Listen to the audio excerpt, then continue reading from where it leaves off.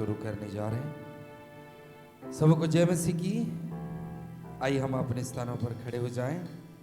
परमेश्वर भला है, हम हमेशा कहते हैं परमेश्वर भला है और उसकी करुणा सदा की है और अब से लेकर अनंत काल तक हमारे संग और साथ रहने वाला खुदा है। हो सकता है हमें लगता होगा हमारा समय सही नहीं है, लेकिन परमेश्वर हमारे लिए अपने समय को रखा है। सर्वशक्तिमान ईश्वर, हम आपके चरणों के निकट में आपके पुत्र यीशु मसीहा के नाम से आते हैं। खुदावन, हम तेरा शुक्रगुजारी हैं प्रभु जी, आपने यहाँ पर अपने पवित्र लोगों के साथ हम सबको लाया कि हम तेरे महान और अद्भुत कार्य को वर्णन करें प्रभु जी, क्योंकि आपका नाम अद्भुत है, महान है प्रभु जी। प्रभु पिता परमेश्वर, ये पूरी सभा को आपके हाथों में सौंपते हैं। जो लोग अब अपने घर से इस सत्र को अटेंड करने के लिए निकले हैं, अपने स्वर्गदूतों के पहरे और बाड़े के साथ पिता परमेश्वर आप वहां उन लोगों को यहाँ पर पहुंचाइएगा। खुदावन, हम अपने हाथों को आपकी ओर उठाते हैं, तेरे दर पर अपने सर को झुकाते हैं प्रभु जी। हम अपने सारे हदिये, सारे ऑफरिंग्स, सारे स्तुति आराधना को लेकर तेरे पास आए हैं प्रभु जी। पूरे मन से तेरी आराधना करने के लिए, पूरे दिल से तुझे महान कहते हैं प्रभु जी।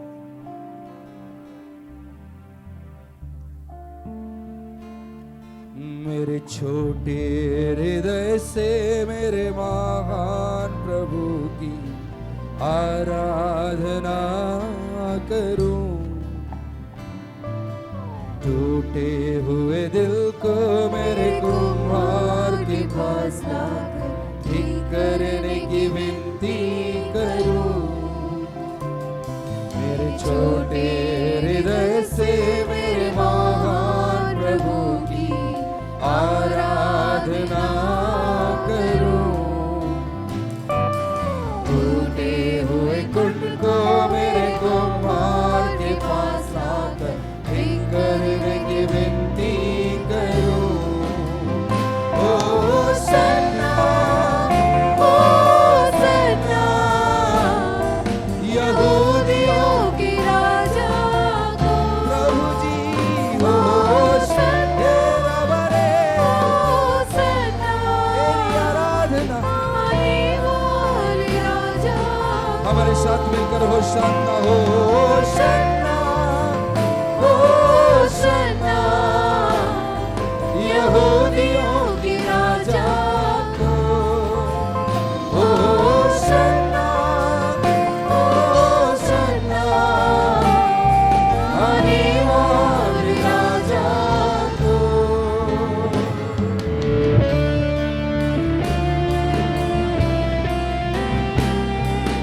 प्रभु जी, तूने मुझे मिट्टी से बनाया और मुझसे प्रेम किया प्रभु। यस लॉर्ड, तेरी आराधना करता हूँ राजा।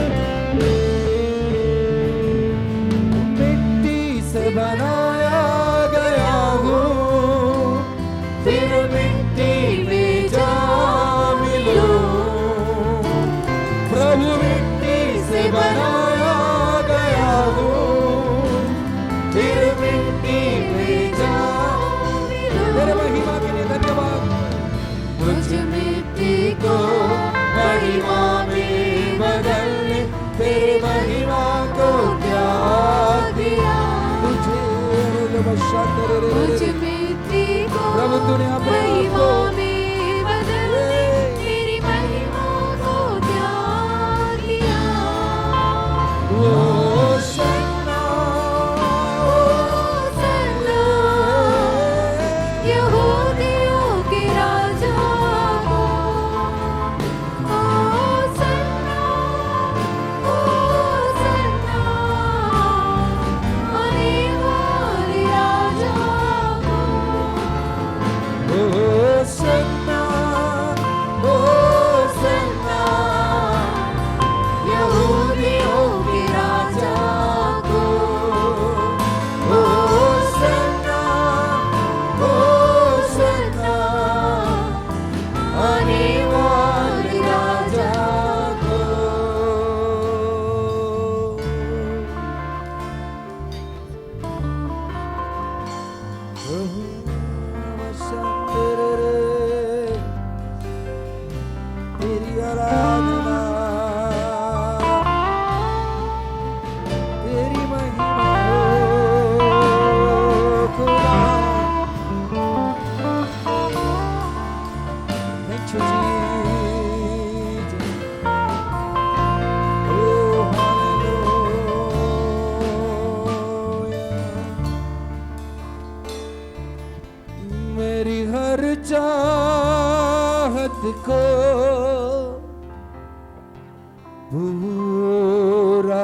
तूने है किया।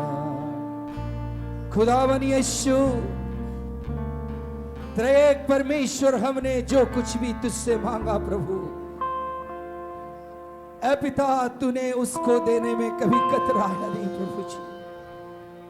तूने हमें उन सारे आशीषों से मामूर किया प्रभु। हम ये कभी भूल नहीं सकते प्रभु तूने हमारे लिए क्या किया है।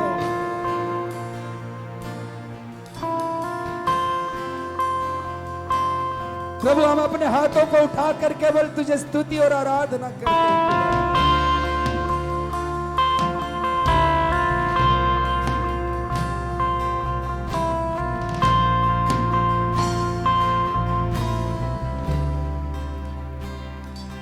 मेरी हर चाहत को पूरा तूने किया यीशुआ। आशाएं मेरी संपूर्ण हो गई तुझमें। यस मेरी हर आशा यीशुआ, मेरी हर चाहत को, मेरी हर चाहत को पूरा तूने किया यीशुआ। आशाएं मेरी संपूर्ण हो गई तुझमें यीशुआ।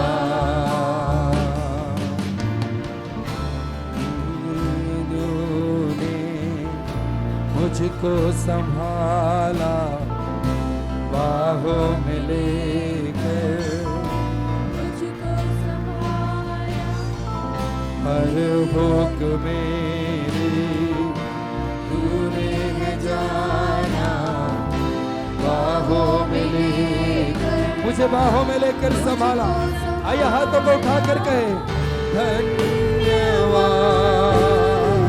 यीशुआ तेरा, धन्यवाद यीशुआ।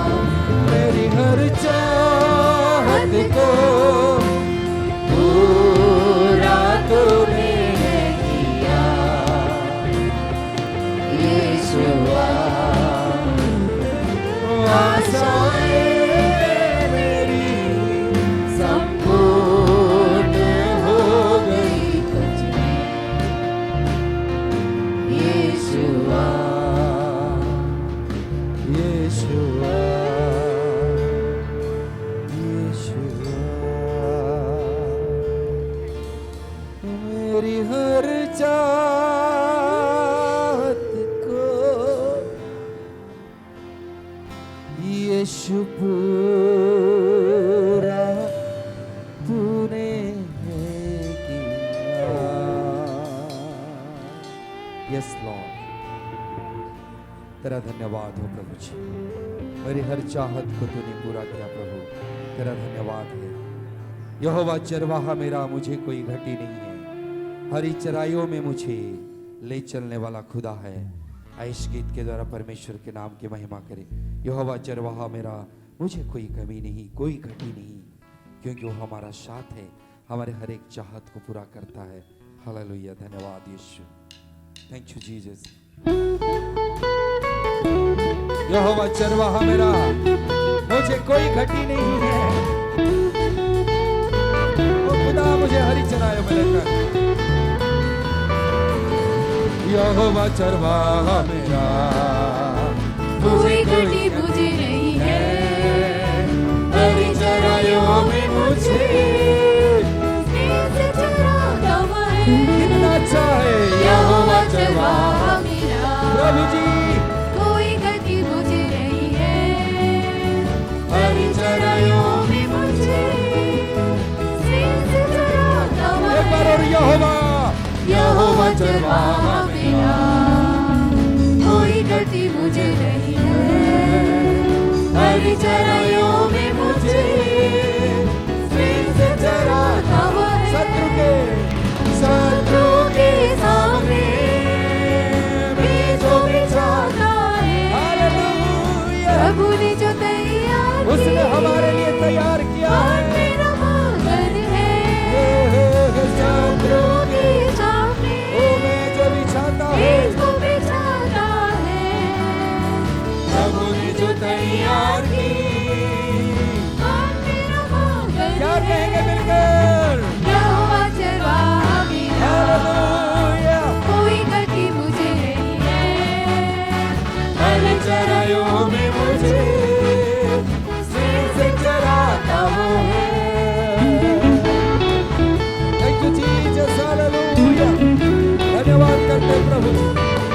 सिर पर वो तेल वाला है, अभिषेक करने वाला खुदा वो है।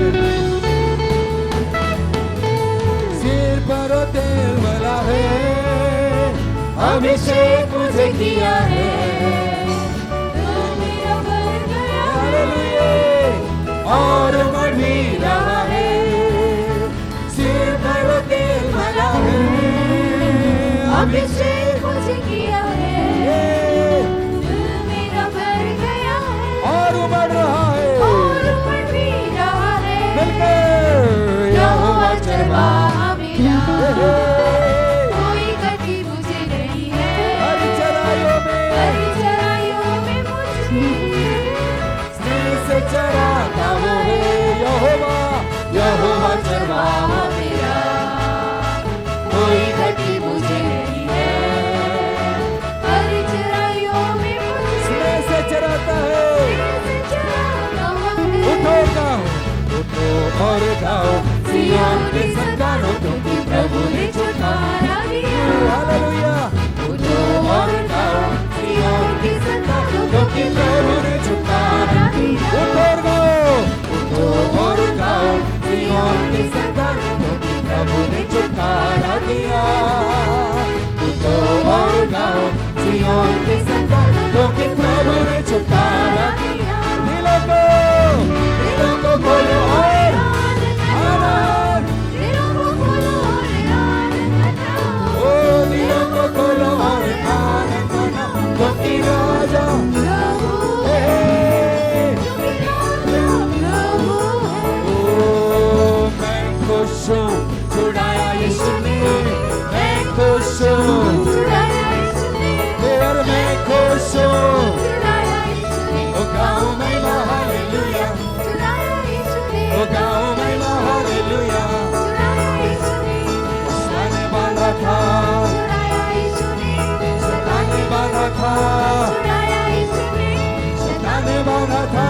छुड़ाया यीशु ने, ओ गाओ हालेलुया, छुड़ाया यीशु ने, हालेलुया, छुड़ाया यीशु ने।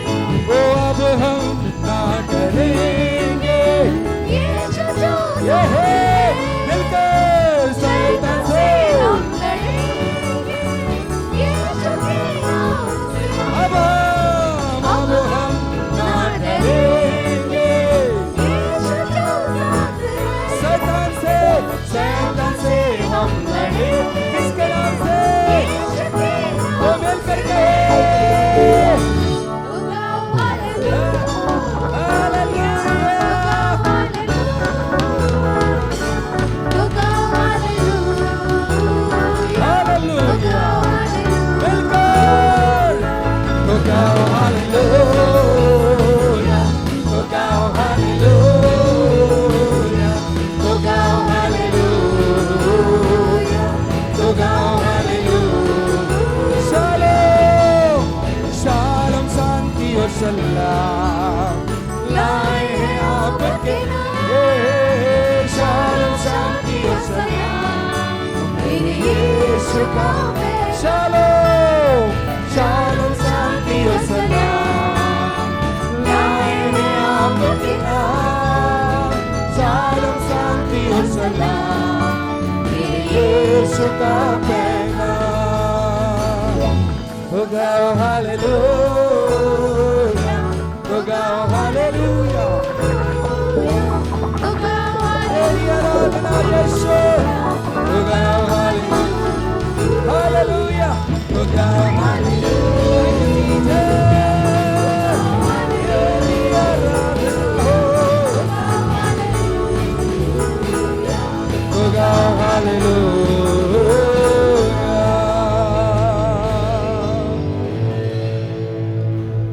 यस जीसस, तेरा धन्यवाद करता हूं प्रभु जी।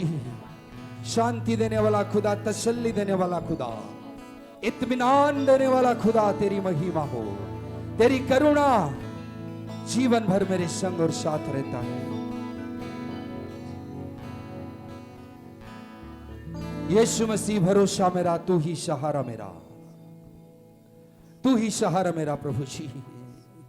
हर मुश्किल में तू मेरा सब कुछ है प्रभु। आइए उस प्रभु की आराधना करें और कहे प्रभु यस लॉर्ड, करुणा और भला ही तेरी सदा मुझ पर बने रहता है। Hallelujah, yes Jesus. धन्यवाद करते हैं प्रभु जी। करुणा भलाई तेरी सदा रहेगी मुझ पर, तेरी विश्वास योग्यता देखूंगा मैं उम्र भर। यस लॉर्ड, सब कोई मिलकर के करुणा और भलाई मेरे संग और साथ तेरी करुणा और भलाई बना रहता है प्रभु जी। मैं तेरा धन्यवाद करता हूं। हालेलुया, धन्यवाद प्रभु जी, तेरी महिमा करते हैं प्रभु जी, धन्यवाद करते हैं प्रभु जी।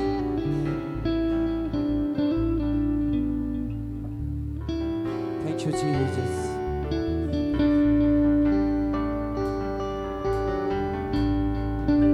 यस जीसस, धन्यवाद करते हैं प्रभु, धन्यवाद पिता।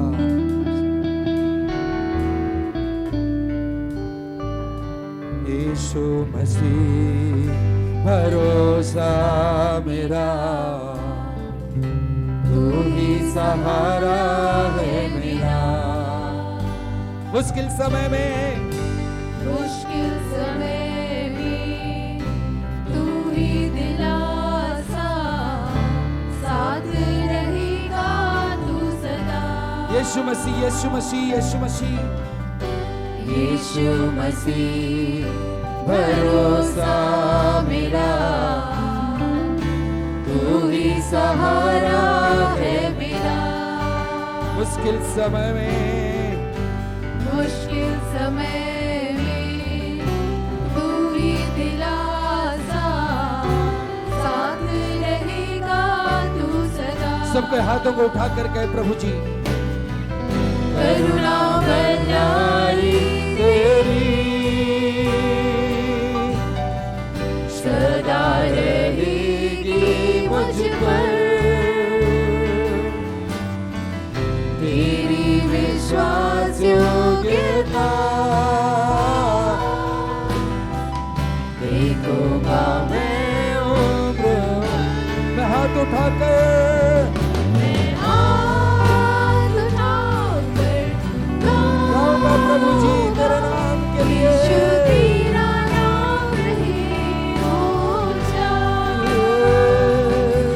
मैं हाथ उठाकर गाऊंगा, यीशु तेरा नाम रहे ऊंचा। हालेलुया। वो मौत से बचाने वाला परमेश्वर है, हमें और आपको नाम लेकर बुलाने वाला खुदा है। वो कहता है मैंने तुझे नाम लेकर बुलाया है, तू मेरा ही है।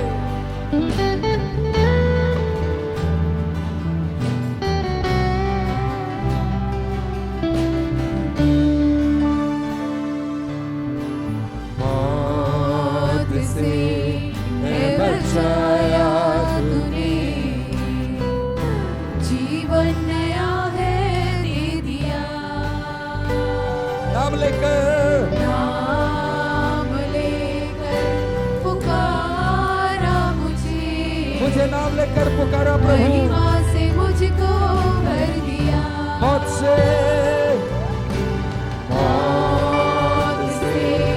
है बचाया तूने, जीवन नया है दे दिया। नाम लेकर पुकारा मुझे, महिमा से मुझको भर दिया। करुणा भलाई तेरी प्रभु जी, करुणा भलाई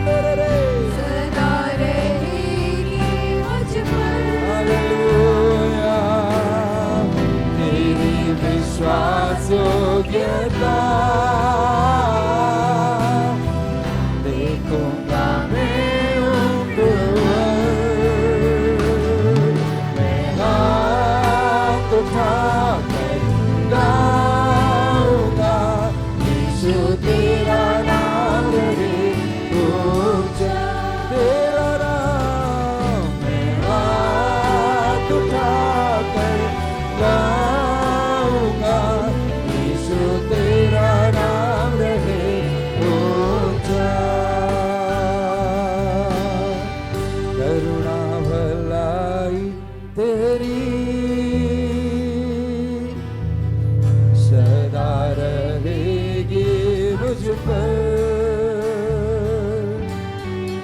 तेरी विश्वास योग्यता देखूंगा मैं उम्र भर। यस लॉर्ड, प्रभु तेरी आराधना हो, तेरी स्तुति करते हैं प्रभु जी, तेरी महिमा करते हैं राजा, राजाओं का राजा, प्रभुओं का प्रभु, ऊंचे पर विराजमान परमेश्वर, अगम्य ज्योति में रहने वाले खुदा, मुझे अपने नाम लेकर बुलाने वाला खुदा, तूने कहा तू मेरा ही है, मैं तुझे कभी नहीं छोड़ूंगा, कभी नहीं त्यागूंगा। हर एक हम क्यों ना मूर्तियों की वादियों पे होकर चले, लेकिन अंधेर में पिता परमेश्वर आप हमारे संग उजाला बनकर रहते हैं।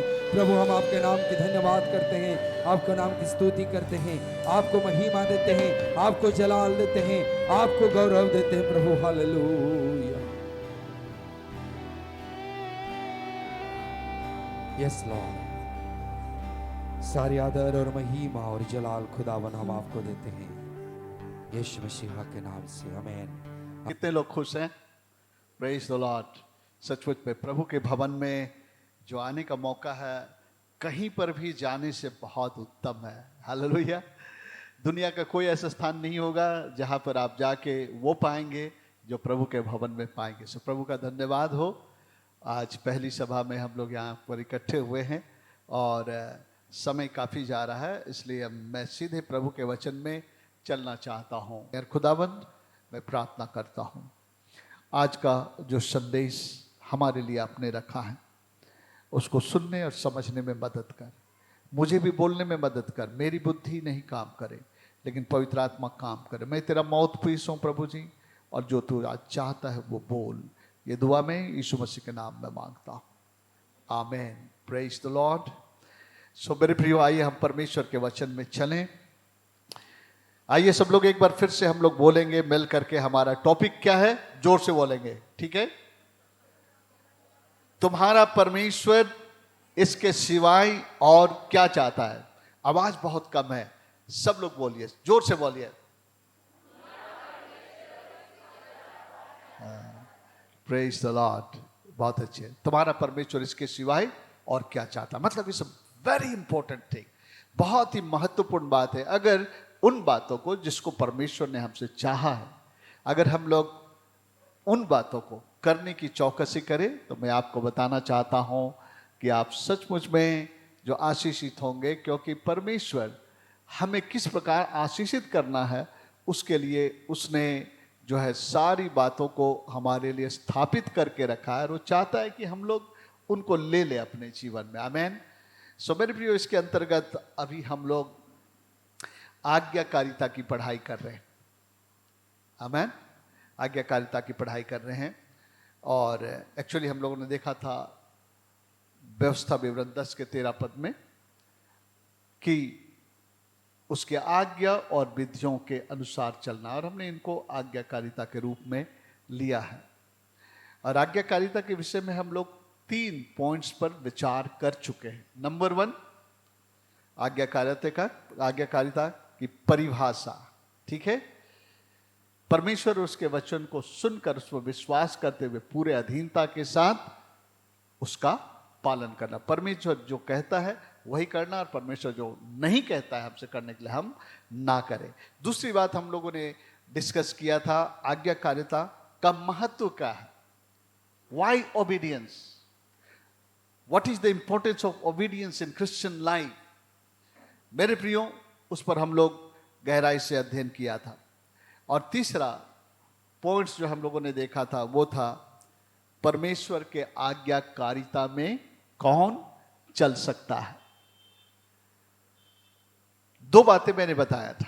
नंबर 1 बात था वो व्यक्ति जो सच्चे तौर से नया जन्म पाया है, उद्धार पाया है, वही परमेश्वर की आज्ञाओं विधियों पर चलेगा। नहीं तो वो नहीं चलेगा। उसको सब पता होगा लेकिन वो नहीं चलेगा, वो कर नहीं पाएगा, क्योंकि शारीरिक मनुष्य परमेश्वर की आत्मा की बातों को ग्रहण नहीं करता। Natural man receiveth not the things of God, क्योंकि उनके लिए वो कोई जो है फायदे की बात उसको लगती नहीं है, क्योंकि वो आदम में है, उद्धार नहीं पाया है।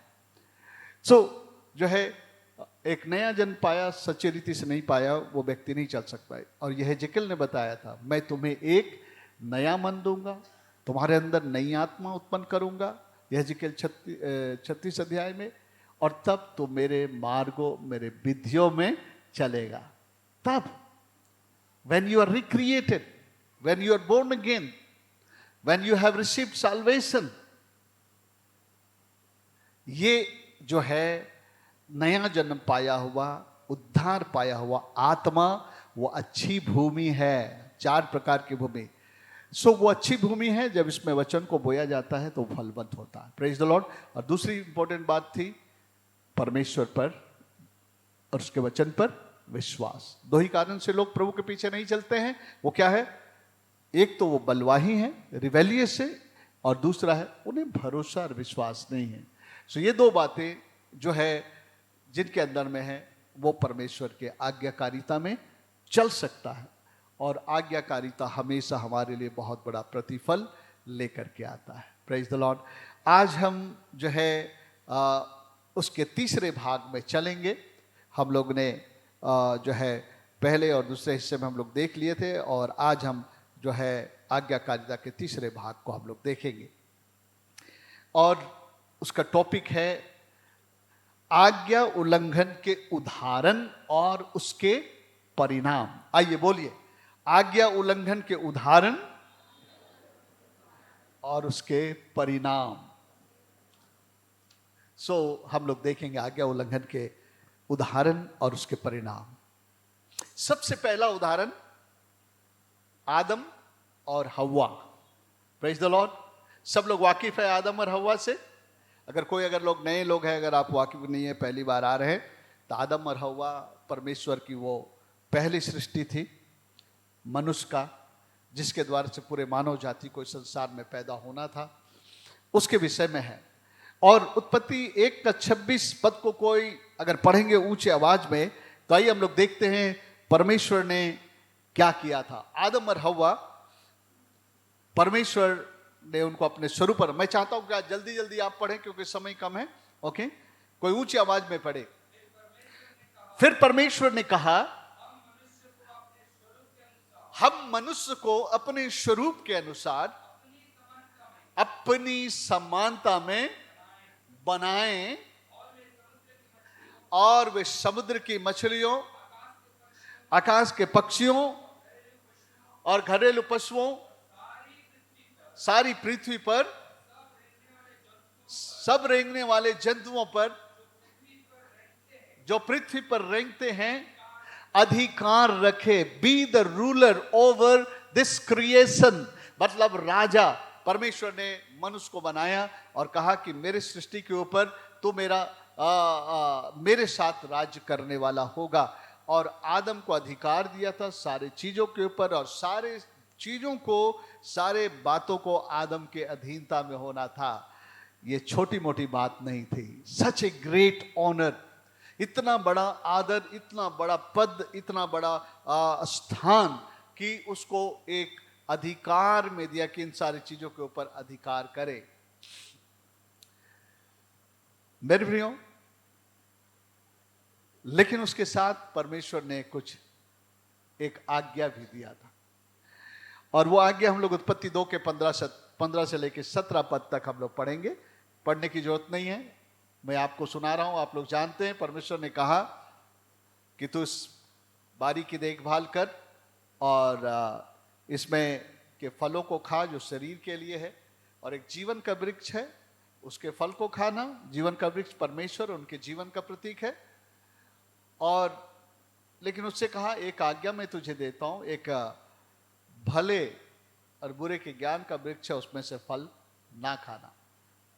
और मैं इसको कहता हूं, वो शैतान और उनके जीवन और प्रभावों का प्रतीक है, उसमें ना भागी होना। और हम लोग जानते हैं आदम ने परमेश्वर की इस आज्ञा को उल्लंघन किया। परमेश्वर की इस आज्ञा को उन लोगों ने पालन नहीं किया कि उस वृक्ष के फल को ना खाना। शैतान की बात सुना। 3 अध्याय उत्पत्ति में हम लोग देखते हैं। और शैतान ने उनको बरगलाया। तो हव्वा ने कहा, जब ये देखने में इतना सुंदर है तो खाने में कैसा होगा, ये देखने में इतना अच्छा है तो इसको अनुभव करने में कैसा होगा। और वो खाई और आदम को भी फल खिलाई।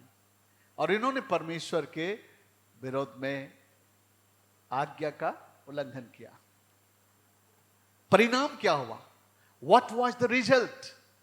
मेरे प्रियो, हम लोग जब आगे पढ़ते हैं इस अध्याय में, तीसरे अध्याय में, तो लिखा है कि आदम और हवा को उस वाटिका में से निकाल दिया गया। उसके अधिकार, उसका जो अधिकार था उन पर, उनके ऊपर जो शासक था, रूलर था, अब उसको उससे वंचित कर दिया गया। अब उसे अदन की वाटिका से निकाल दिया गया और जो है उसके द्वार में पहरा बिठा दिया गया। अग्नि में तलवार जो है उसको जो है पहरा करने लगे और आदम हवा अब वहां पर नहीं जा सकते। तो उन्होंने एक बड़े ऊंचे पद को खो दिया। वो जो शासक थे, हर कुछ उसके अधीनता में था, लेकिन अब वो उनसे वंचित हो गया। उसके अंदर में आत्मिक मृत्यु आई, क्योंकि प्रभु ने कहा था, जब हम लोग पढ़ते हैं उत्पत्ति 2 अध्याय का उधर 15 पद से आगे, जिस दिन तू उस पेड़ के फल को खाएगा क्या हो जाएगा? मर जाएगा। आदम शरीर में जीवित था लेकिन आत्मा में मर गया। आत्मिक मृत्यु क्या है? परमेश्वर से अलगाव, जो हमारा जीवन है, जो हमारा सब कुछ है, उससे अलग हो जाना। और आप समझ सकते हैं इससे आदम और हवा के जीवन में क्या परिणाम आया। यूहन्ना 15 का 5 पद में कहता है कि जो डाली मुझ में बनी नहीं रहती वो फल नहीं सकती है। मुझसे अलग होकर तुम कुछ नहीं कर सकते हो। आदम हवा परमेश्वर से अलग हो गए। आज्ञा उल्लंघन का यह परिणाम था। आज्ञा उल्लंघन हमें परमेश्वर से अलग कर देता है, जिसके बिना हमारा जीवन कभी भी फलवंत और सफल नहीं हो सकता।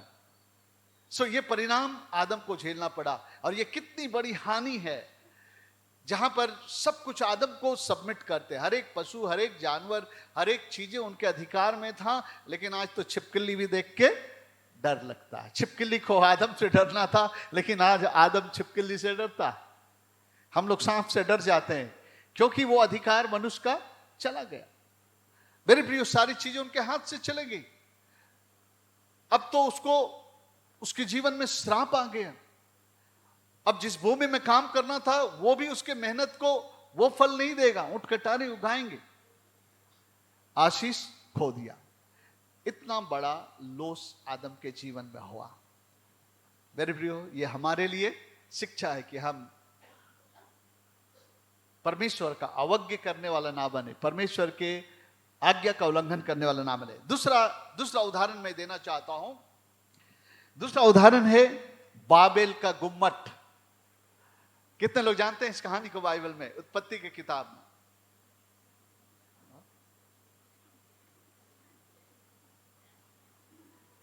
मैं बहुत आश्चर्यचकित हूं। Tower of Babel. ओके, अगर आप नहीं जानते तो उत्पत्ति की किताब 11 अध्याय उसका 1 से 4 पद हम लोग पढ़ेंगे। उत्पत्ति इसका 11 अध्याय और 1 से 4 पद हम लोग पढ़ें। आइए निकालिए, हम लोग पढ़ेंगे। आइए सब लोग पढ़ेंगे, मिल के पढ़ेंगे। ओके, ठीक है। उत्पत्ति उसका 11 अध्याय। ये घटना है बाइबल में कि लोग जो है, उस पहले जनरेशन के लोगों ने निर्णय किया कि आओ हम लोग जो है टावर बनाएं, मतलब एक नगर जो एक ही जगह पर बने, एकदम आसमान गगनचुंबी, और हम लोग जो है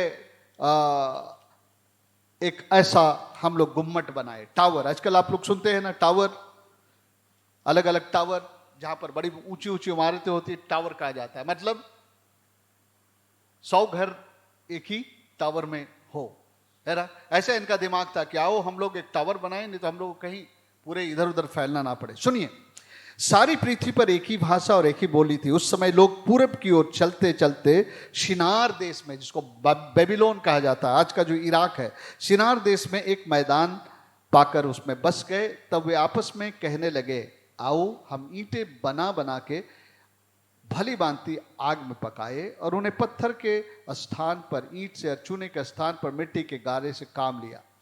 फिर उन्होंने कहा, आओ हम एक नगर और एक गुम्मट बना ले, जिनकी चोटी आकाश से बातें करे।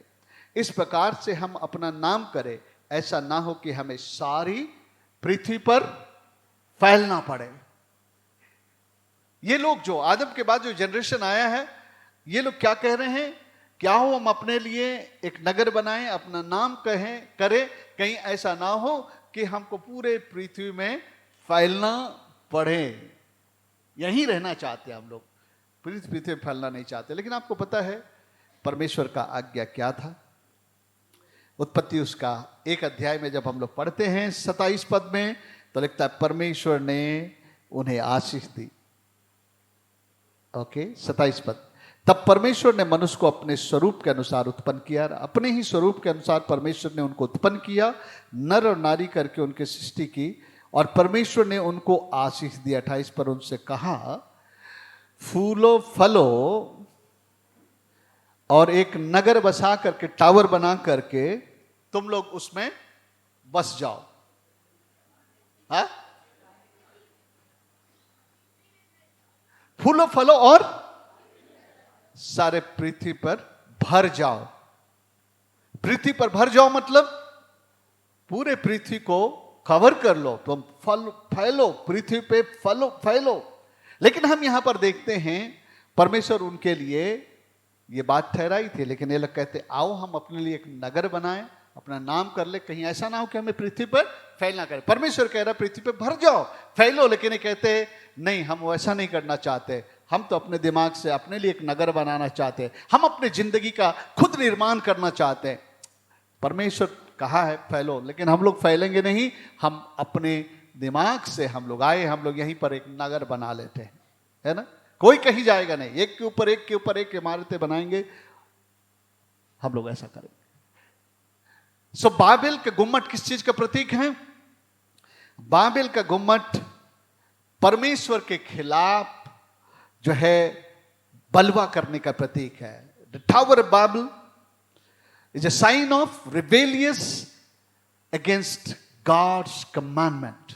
ओके, और बाबेल का गुम्मट परमेश्वर की आज्ञा निर्दोषों के अनुसार नहीं, लेकिन अपनी बुद्धि और अपने दिमाग के अनुसार अपनी जिंदगी को बनाने का जो है एक प्रतीक है। हमें परमेश्वर नहीं चाहिए, हम खुद अपनी जिंदगी को बनाएंगे। We don't need God, we don't need his word, we don't need his commandment, we will do what we want, क्योंकि हम इंटेलिजेंट हैं, हम बुद्धि हैं, हमारे पास ज्ञान है, हम अपनी जिंदगी खुद बना लेंगे। मेरे प्रियो, हमारे जिंदगी को बनाने के लिए परमेश्वर ने बाइबल दिया है। अगर इस बाइबल को पढ़ेंगे, इस बाइबल के अनुसार चलेंगे, आपकी जिंदगी बन जाएगी। लेकिन अगर आप बाइबल का गुम्मट बनेंगे, रिबेलियस जनरेशन बनेंगे, तो क्या होगा? परिणाम क्या हुआ? परिणाम जो हुआ, गड़बड़ी और कंफ्यूजन। परमेश्वर ने अलाउ किया एक गड़बड़ी की, ये लोग परमेश्वर की आज्ञा को नहीं मान रहे हैं, ये लोग यहीं पर रह रहे हैं, इसलिए परमेश्वर ने जो है कंफ्यूजन को आने दिया, गड़बड़ी करना हुआ, भाषा का गड़बड़ी हो गया, एक दूसरे को समझ नहीं पाए, एक दूसरे को ये नहीं पाए, आपस में शायद बीच में लड़ाई भी हुई होगी। उनका तो चलो चलो यहाँ से चलते, यहाँ रहना बेकार है। कोई जो वहाँ से निकल के पाकिस्तान चला गया, बोला अरे इनके साथ रहना ठीक नहीं है, लड़ाइयाँ हो रही है, कोई वहाँ चला गया, आपस में कंफ्यूजन और गड़बड़ी। आपको पता है परमेश्वर ने कहा सारे जगत में जाओ, सुसमाचार सुनाओ, चेलों को कहा था यीशु मसीह ने। तो ये लोग बोले नहीं, हम लोग यरूशलेम में ही रहेंगे, सब मिलके यरूशलेम में सुसमाचार सुनाते रहे। परमेश्वर ने एक स्थिति को ऐसा आने दिया, सताहट ऐसा है कि अपने यरूशलेम छोड़ छोड़ के भागे लोग। कोई समरिया चला गया, कोई यहूदिया चला गया, कहीं चला गया, और सुसमाचार भी चला गया। ये परमेश्वर की आज्ञा का विरोध करने वाले निकले। प्रभु जो कहा वो नहीं किए। आओ हम अपने लिए एक नगर बनाएं, अपना नाम करके हमको फैलना ना करे। जब भी परमेश्वर का तब फैलो। और जब ऐसा हुआ तो उसके बाद कंफ्यूजन और गड़बड़ी। मेरे प्रियो, जब हम परमेश्वर की आज्ञा में नहीं चलते हैं ना, हम गड़बड़ियों और कंफ्यूजन को अपने जीवन में निमंत्रण देते। आप बैल मुझे मार, और जब मारने के बाद ऐसा क्यों हुआ हमारे साथ? भाई इतना ज्यादा सोचने की जरूरत नहीं, केवल पूछना क्या मैं प्रभु के आज्ञाओं में चल रहा हूं? ये बाइबल हमारे लिए है, हमारे जीवन के लिए है। लेकिन कई बार हम लोग परमेश्वर के खिलाफ में चले जाते हैं। हम अपने बुद्धि से चलना चाहते हैं और हम अपने जीवन में कंफ्यूजन गड़बड़ी। कई लोग होते पता नहीं वो हमेशा कंफ्यूज रहता है। ऐसा सुने हैं आप लोगों को? हर बात में कंफ्यूज रहता है। आप भी बोले होंगे, कहीं आपके बारे में तो लोग नहीं बोल रहे ना, आज्ञा में चलिए, कभी कंफ्यूज नहीं रहेंगे, कभी गड़बड़ियां नहीं रहेंगे, और जो है सब कुछ जो है आपके लिए अच्छा होगा। तीसरा मैं आपको बताना चाहता हूं योना के बारे में। कितने लोग योना को जानते हैं? योना नबी, प्रेज द लॉर्ड। इनको बहुत लोग जानते हैं, लेकिन मैं आश्चर्यचकित हूं कि पहली किताब के व्यक्ति से आप परिचित नहीं है। Okay, praise the Lord. नहीं भाई, जानता हूं बहुत लोग शर्मीले लोग, आप कोई भी चीज में हाथ नहीं उठाना चाहते हैं, कहीं मैं इससे गलत तो नहीं हो रहा हूं, शर्मिंदा होना पड़ेगा, इसलिए बाकी लोग को बोलने दो, उसके बाद मैं परखूंगा मैं ठीक हूं कि नहीं। Okay okay. तीसरा व्यक्ति है योना नबी। योना की किताब है, छोटी सी किताब है, इसको आपको पढ़ना है, योना नबी की किताब। योना के 1 और 2 अध्याय को जब पढ़ते हैं तो योना को परमेश्वर ने आज्ञा दिया कि निनवे नगर में जा और वहां पर तू सुसमाचार सुना, लोगों को चेतावनी दे, क्योंकि उनका पाप बहुत बढ़ गया था। तो योना को परमेश्वर ने बोला था कि तू जा करके तू सुसमाचार को सुना, उनको तू बता दे, चेतावनी दे। लेकिन योना जो है इस आज्ञा को पालन नहीं करना चाहता। समय बचाने के लिए मैं नहीं पढ़ रहा हूं, आप घर में जाके योना नबी किताब 1 और 2 अध्याय को पढ़िएगा, ठीक है? आप उसका जो है आपको इसके अंदर में उसको मिल जाएगा, उसका योना 1 और 2 अध्याय में उसको पढ़िएगा। तो क्या होता है कि योना जो है ना परमेश्वर से भागना चाहता, नहीं जाना मुझे, यो निनवे नहीं जाना, इसलिए उन्हें पैसे लेकर के एक जहाज का टिकट खरीद लेता है और बोलता है यहां से मैं भाग जाता हूं याफा को। कभी कभी लोग सोचते हैं कि परमेश्वर से हम थोड़ा दूर भाग सकते हैं, लेकिन बाइबल बताता है परमेश्वर से हम भाग के कहीं नहीं जाते। आप पाताल में उतरोगे तो वहां भी परमेश्वर आपको, ऊपर आसमान में जाओगे तो वहां पर, भजन संहिता 139, परमेश्वर से भाग के कोई कहीं नहीं जा सकता है। तो बोला कि परमेश्वर की आज्ञा को नहीं पालूं, यहां रहूंगा तो मेरे को बोलेगा जाओ, तो बोला टिकट खरीदा और जो है जहाज में बैठा चल गया, और एक बड़ी आंधी और तूफान आई। सब लोग परेशान हो गए, क्या हो रहा है क्या हो रहा है, ये बड़ा आंधी और तूफान आ गया। और बाद में ये बात पता चला कि योना नाम का एक व्यक्ति है, पहले तो बोलता मैं सच्चे जीवित परमेश्वर के पीछे चलने वाला हूं, हाँ, लेकिन बोलता कि मैं उसके पास से भाग रहा हूं। तब लोग समझे कि अरे इसी के कारण जो सब लोग अपना अपना देख रहे हैं, तो वो बताए कि मैं उसके पास से भाग रहा हूं। और आपको पता है फिर उसने क्या कहा, उसको भी पता हो गया कि ये आंधी और तूफान क्यों आया है, इतने सारे आंधी तूफान आए। बोलता अगर मेरे को सब इससे फेंक दोगे बाहर ना तो शांत हो जाएगा, क्योंकि मेरे कारण आंधी और तूफान आया है।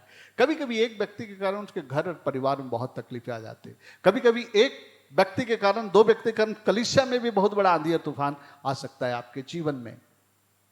आखिर में उन लोगों ने उसको फेंक दिया, और जब उसको फेंका तो बोलते ना आसमान से गिरा तो खजूर में लटका। वो सोचा समाप्त हो जाएगा आंधी, मेरा हमको फेंक देगा, तो एक बड़ा सा मछली जो है उसको निगल लिया।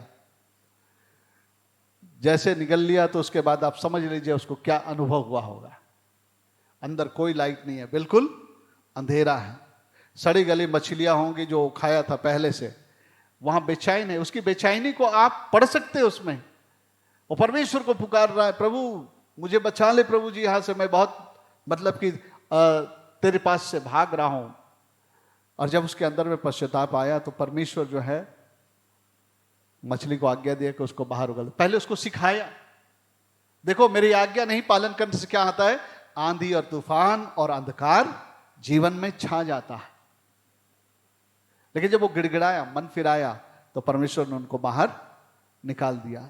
जब हम परमेश्वर की आज्ञा से भागते हैं तो हमारी जिंदगी में भी आंधी और तूफान आती है, एक के बाद एक आंधी तूफान हमारे जीवन में आने लग जाती है। जीवन में कई बार अंधियारा होने लगता है, निराशाएं आने लगती है। वो भागने की कोशिश किया और जो अपने जीवन में आंधी और तूफान और एक बड़े अंधकार भरे परिस्थिति में पड़ गया। मेरे प्रियो, हम परमेश्वर की आज्ञा से ना भागे। परमेश्वर की आज्ञा हमारे भलाई के लिए है, परमेश्वर का वचन हमारे कल्याण के लिए है। हम उससे भागे नहीं। जब परमेश्वर हमसे बातें करता है बाइबल से, वचन के द्वारा, तो हम तुरंत उसे अपने जीवन में माने, और इससे आपकी हानि नहीं होगी, आपका लाभ ही होगा। आप जानते हैं यिर्मयाह प्रभु ने कहा, my plans are not to harm you but to benefit you. मेरी योजना तुम्हारे हानि के लिए नहीं है, मेरे वचन तुम्हारे हानि के लिए नहीं है, मेरी आज्ञाएं तुम्हारे हानि के लिए नहीं है, लेकिन तुम्हारे लाभ के लिए है। आइए हम योना से सीखें। हम जब हम आज्ञाओं से भागेंगे तो हम भी अपने जीवन में बहुत सारे आंधियों को आने देंगे, हम अंधकार में प्रवेश करेंगे, हम ऐसे दशा में जाके इनगल्फ हो जाएंगे, हम जैसे मछली के पेट में हो जाके फंस गया था, इसी तरह हम भी किसी चीज के अंदर में फंस जाएंगे। और मेरे भी तब हमें एहसास होगा कि ये स्थिति अच्छी नहीं है। लेकिन एक खुशी की बात है, योना ने परमेश्वर को पुकारा, परमेश्वर ने उसे परिस्थिति में से बाहर ले आया। यीशु को जब हम पुकारते हैं, आंधी को डांटता है और आंधी को थामता है, हमारे जीवन के अंधकार को वो दूर करता है। हालेलुया। एक आखिरी उदाहरण जल्दी से मैं बताता हूं। और एक व्यक्ति हैं पुराने नियम में, पहला शामिल 15 अध्याय उसका 1 से 23 पद में, इसका नाम है शाऊल, राजा शाऊल। राजा शाऊल एक बहुत ही जो है महत्वपूर्ण एक व्यक्ति था, क्योंकि इस्राएलियों का पहला राजा था। शामूएल की किताब को पढ़ेंगे तो इस्राएलियों ने कहा हमें दुनिया के रीति के अनुसार हमारे लिए भी राजा कर दे। शामूएल को बुरा लगा, जबकि परमेश्वर उनका राजा था, उन्होंने कहा हमारे ऊपर दूसरे लोगों की तरह राजा राज करने के लिए। तो उसका भला बुरा समझा के परमेश्वर, ठीक है तुम लोगों ने मांगा है। शामूएल को कहा, उन्होंने तेरे विरुद्ध में नहीं मेरे विरुद्ध कहा, चलो हम उनको एक इंसानी राजा दे देते हैं। और शाऊल को चुना, लंबा चौड़ा खूबसूरत और कद काठी से जो है बहुत ही जो है प्रभावशाली, और उसको राजा बनाया गया। स्टोरी बता रहा हूं, घर में जाके पढ़िएगा, 15 अध्याय 1 से 23। राजा बनाने के बाद, राजा बन जाना, अगर किसी को राजा बना दिया जाए, पद दिया जाए, तो वो कितनी बड़ी बात हो। वो भी उसको जो राजा बनने के जो है दायरे में नहीं, अगर उसको उठा के राजा बना दिया जाए तो कितनी बड़ी बात होगी। आपको पता है, किसको पता है, इस्राएलियों के 12 गोत्रों में से कौन से गोत्र में से जो है इस्राएल के लिए राजा होने के लिए ठहराया गया था? कोई पढ़े? हाँ, किसने बोला यहूदा के लिए? Praise the Lord. आइए जोरदार ताली बजाएं। यहूदा जो था उसके घराने से राजा आना था। यीशु मसीह भी बाद में उसी घराने से आए। लेकिन शाऊल जो है बेंजामिन के गोत्र में से था, एक छोटे से गोत्र में था। परमेश्वर ने उसको राजा बनाया और उससे अपेक्षा किया कि वो उसकी योजनाओं को पूरा करेगा। राजा बनाने के बाद परमेश्वर ने उसको एक काम दिया, एक आज्ञा दिया। आज्ञा क्या था? अमालेकियों को जाकर तू मेरी ओर से दंड देगा, उनको पूरी तरह से नष्ट करेगा, उनके हर मनुष्य को, पशु को, पक्षियों को, जितना भी उनका सब को पूरी नाश कर देना। तो शाऊल जाता है, शाऊल और उसके लोग जाते हैं, लड़ते हैं अमालेकियों से। परमेश्वर का सबको नष्ट कर देना, सबको मार देना, लेकिन राजा अगाग को जीवित रखे रहते हैं। पता नहीं किस लिए जीवित रखा, परमेश्वर ने कहा था सबको मार देना। दूसरी बात है, एकदम सुंदर सुंदर जर्सी गाय और क्या क्या अर्जेंटीनियन गाय, ये सब क्या क्या गाय था उनके पास, शायद 50-50 किलो दूध देती होगी। और इन लोगों ने जो है सबको बचा के रख लिया। हाँ, सबको बचा के रख लिया, अच्छी अच्छी चीजों को। कभी कभी हम भी प्रभु को जीवन देते हैं, लेकिन कुछ कुछ चीजों को हम बचाए रखते हैं। बाहरी चीजों को दे देते हैं, लेकिन बहुत अंदर की चीजों को हम लोग रखे रहते हैं। सो परमेश्वर का तो सबको नाश कर देना, पशु पक्षी सब कुछ, इंसान सबको, लेकिन बढ़िया बढ़िया गाय को। फिर जब सामुएल आया तो शाऊल ने कहा मैंने जो है परमेश्वर की आज्ञा का पालन किया है। शाऊल कहता है अगर तुमने परमेश्वर की आज्ञा का पालन किया है तो इस कैंप में कहां से जानवरों का जो है मम्बाना सुनाई दे रहा है, गायों का मम्बाना सुना दे रहा है। तो शाऊल बोलता है प्रभु अब क्या जवाब दे, लालच में तो ये सब कुछ रख लिए हैं। तो बोलता प्रभु ये सब जो है ना, उनको मालूम था कि बलिदान का प्रथा था, ये सब जो है बलिदान चढ़ाने के लिए हम लोग रखे लिए हैं। आपको पता है परमेश्वर ने क्या कहा? पहला शामुएल, उसका जल्दी से हम लोग खोलेंगे, आइए पहला शामुएल 15 अध्याय खोले। परमेश्वर को क्या बताया? परमेश्वर ने कोई आज्ञा नहीं दी थी कि तुमको कुछ जानवर पशु बचा लेना है और जो है मेरे लिए तुमको कोई बलिदान चढ़ाना है, ऐसा कोई आज्ञा परमेश्वर ने नहीं दिया था। आज्ञा केवल यही दिया था कि सारी चीजों को नाश कर देना, पशु पक्षी जानवर, वो परमेश्वर उनको दंड देना चाहता था। उसका दंड देने का कारण क्या था? जब मिस्र में से इस्राएलियों को निकाल के ला रहा था तो ये अमालेकी लोग इस्राएलियों को जाने नहीं दिया अपने हिस्से से। उन्होंने कहा हम किनारे किनारे जाएंगे, नहीं, उनको जाने नहीं दिया, उनको तकलीफ दिया। इसलिए परमेश्वर ने कहा मेरी योजना के खिलाफ में लोग खड़े थे, आज मैं इन्हें दंड देना चाहता हूं, ये काम तुम्हें करना है। लेकिन जो है सौल ये सब नहीं करता है। और जो है हम लोग पहले तो मैं पढ़ता हूं 10 पद को। तब यहोवा का यह वचन शामुएल के पास पहुंचा, मैं सौल को राजा बना के पछताता हूं, क्योंकि उसने मेरे पीछे चलना छोड़ दिया और मेरी आज्ञाओं का पालन नहीं किया। He did not obey my commandment.